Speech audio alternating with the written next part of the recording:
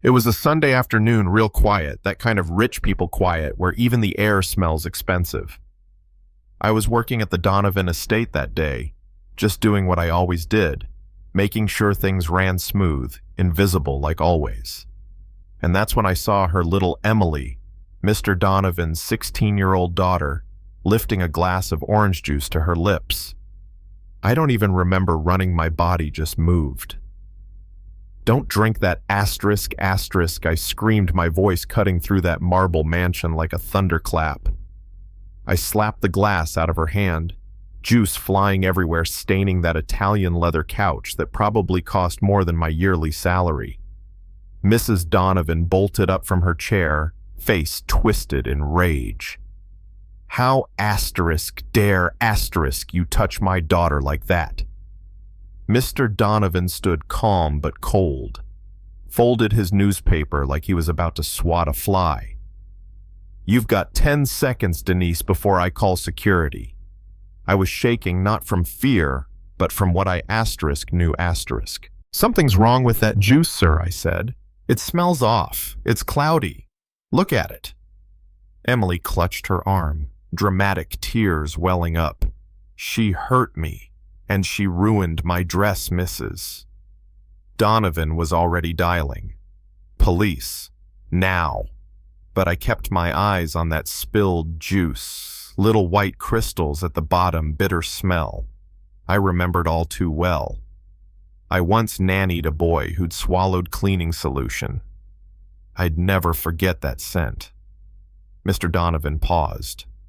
Just for a second. That second saved Emily's life. He bent down, sniffed the stain, and his face at asterisk changed asterisk. "Where'd you get this juice? Grandma Judy made it," Emily said, pouting. "She said it was a special recipe, with vitamins." And that's when it all clicked. Judy Donovan, 80 years old, sweet as pie in front of guests, but cold as stone to me. I'd seen her whispering to the estate lawyer, caught half conversations about changing the will and getting rid of problems.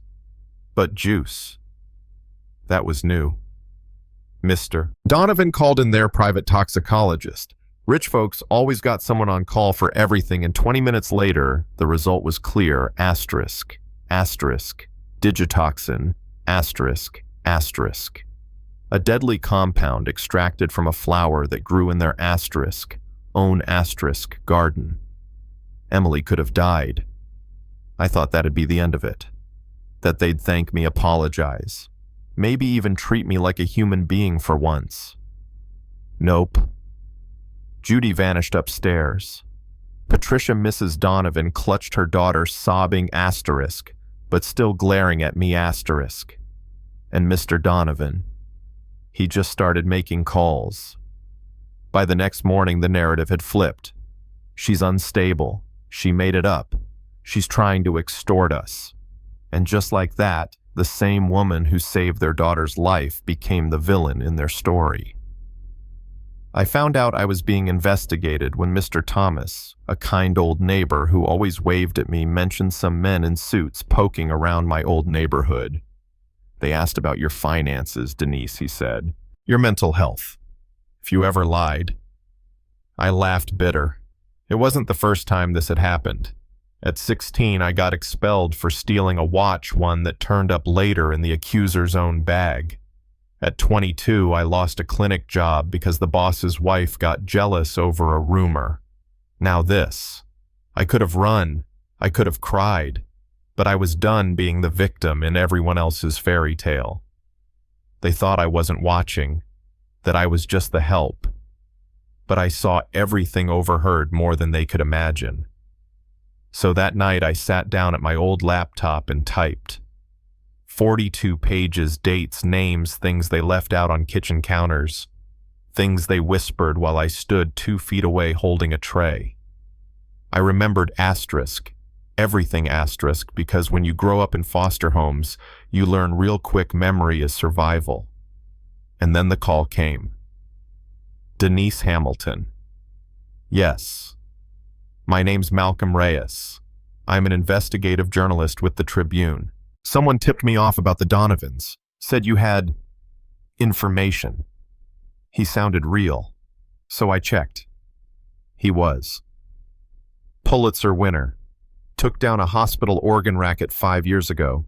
I told him asterisk everything asterisk. Turns out the feds had already been watching the Donovans. But my notes, my memories, they were the missing puzzle piece. And then the twist I didn't see coming, Emily. The same girl who turned her back on me in public. She called.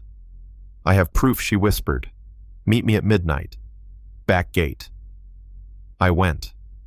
She was waiting in the garden backpack full of drives, papers, flashcards. I stole everything she said. They were going to run. New passports, burner phones. Grandma tried to kill me because I found the asterisk records asterisk. Turns out it wasn't about the inheritance. It was about what she'd asterisk seen asterisk. Fake medical files, organ waiting lists, patients dying while rich folks bought their way in for 200 grand a pop. I held her while she cried. That same bench I used to sit on while she played. Now the site of a revolution. By 3 a.m., Malcolm arrived with 2 federal agents. They verified everything: accounts, transfers, call logs. You just cracked open a decade of organized crime, one agent muttered. This isn't fraud, it's murder. At 6 a.m., while Mr. Donovan was probably sipping espresso in silk pajamas, the raid began. Dozens of agents, helicopters, national news. Mr. Donovan got cuffed mid-yawn.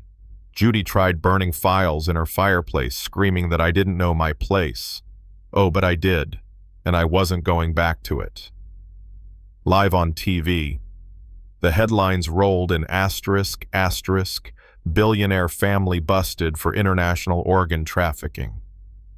Asterisk, asterisk, asterisk, asterisk. Nanny turned whistleblower, exposes empire of death. Asterisk, asterisk.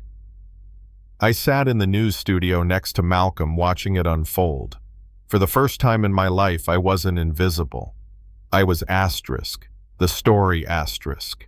6 months later, I stood on stage at Harvard accepting the National Civil Courage Award.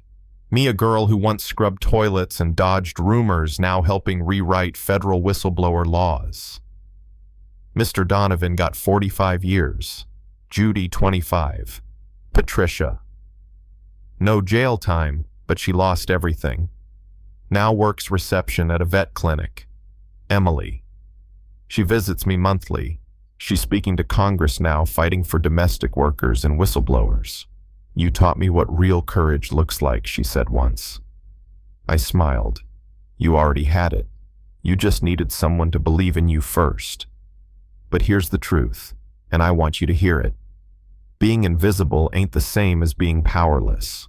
Sometimes the ones you overlook, the ones bringing you your coffee, folding your laundry, walking your kids to school, we're the ones who see asterisk.